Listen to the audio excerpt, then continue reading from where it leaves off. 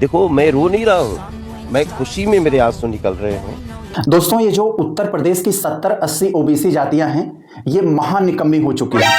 एकदम पढ़ लिख नहीं रही हैं, अंगूठा छाप हैं, गवार हैं। इनको अधिकारी बिल्कुल नहीं बनाना चाहिए। अरे अधिकारी छोड़ो, ये तो चपरासी के लायक भी नहीं है। इनको तो बस सड़क पर इनसे झाड़ू पोछा करवाया जाना चाहिए।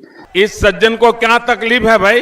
चूतिया मत बनाओ लोगों को। नहीं, ये बात मैं नहीं कह रहा हूं, ये बात आपकी उत्तर प्रदेश सरकार कह रही है। क्यों कह रही है दोस्तों? पशुधन विभाग में 404 पदों की भर्ती आती है पशु चिकित्सा अधिकारी के लिए।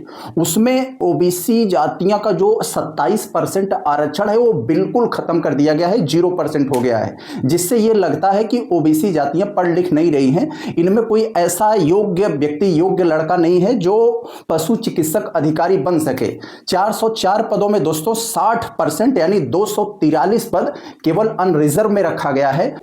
और ये जो अतीत में सताए हुए लोग हैं, कमजोर हैं, जो आर्थिक रूप से, सामाजिक रूप से पिछड़ेपन है, उनको जो 27% का हक दिया है, हमारे संविधान में दिया गया है, वो इनको नहीं मिल रहा है। जरा सोच कर देखो तो कभी कभी ऐसा लगता है इनको, सरकार को एक ऐसा कानून लाना चाहिए, कानून में ये मेंशन कर देना चाहिए कि भाई ये ओबीसी का आरक्षण हम खत्म कर रहे हैं और सारी जो ओबीसी हैं अब वो अनरिजर्व में आ गए। अनरिजर्व कितना नंबर लाएं तो भी हमें लगता है ठीक रहे, कम से कम अनरिजर्व तक लाएंगे तो हो जाएगा। वैसे भी ओबीसी का देख रहे हैं अनरिजर्व से ज्यादा उनका कटाव जा रहा है।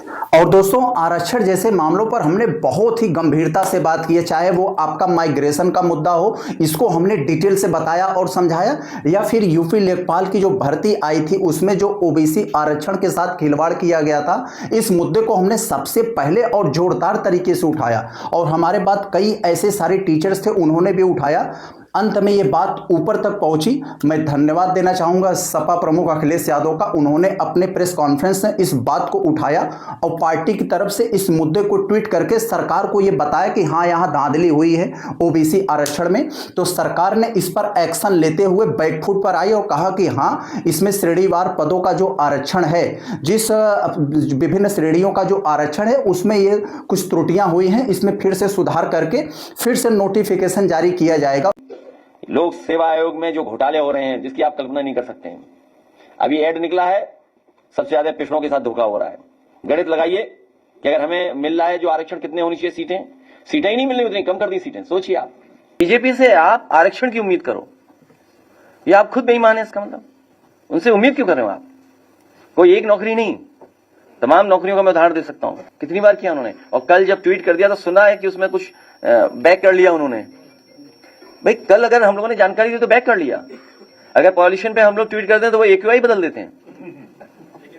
अभी ये जो पशुधन विभाग में 404 पदों की जो भर्तियां आई है पशु चिकित्सा अधिकारी बनाने के लिए, इसमें दोस्तों ओबीसी का जो आरक्षण है, मान लो सभी पदों का सभी और यहाँ पर अन्य सभी श्रेणियों का ठीक ठाक है। लेकिन दोस्तों, जो ओबीसी कोटे का जो आरक्षण है 27%, इसको पूरी तरीके से गमन कर दिया गया है। एक भी ओबीसी आरक्षण में एक भी यहाँ पर पद नहीं रखा गया है। क्या सरकार को इस बात को बताना चाहिए कि क्या सभी ओबीसी को कहाँ पर वो फाइट करेंगे, जाके यूआर में फाइट करेंगे, या फिर उनकी नज़र में कोई ऐसा ओबीसी नहीं है जो उस 27% वाले कोटे में रखा जाना चाहिए? इस बात को सरकार को और सरकार में बैठे लोगों को इस बात को बताना चाहिए। और दोस्तों, उत्तर प्रदेश में जो लगभग 70 से 80 ओबीसी जातियां हैं, उनमें बहुत सी ऐसी ओबीसी जातियां हैं दोस्तों जो इस कोटे के हकदार हैं। वो सामाजिक आर्थिक रूप से इतना ज़्यादा पिछड़ी हुई हैं कि उनके पास इतने संसाधन नहीं है कि अपने बच्चों को हाई क्वालिटी का एजुकेशन दिलवा सके और वो जाकर यूआर में फाइट करवा सके। वो किसी तरह से वो बेचारे अपने बच्चों को जैसे तैसे जोड़कर पढ़ाते हैं कि किसी तरह से उनका हो जाए। आप उनके जो उनका हक है, उनके हक का जो उनका कोटा है, उस कोटे को आप किस तरीके से गमन कर रहे हैं, इस बात को बहुत ज़्यादा चिंताजनक है दोस्तों। इस बात को हम सबको उठाना चाहिए कि आखिर वो जो सामाजिक आर्थिक रूप से बेचारे इतने ज़्यादा पिछड़ेपन है, उनकी स्थिति इतनी खराब है, उनके बारे में कौन सोचेगा।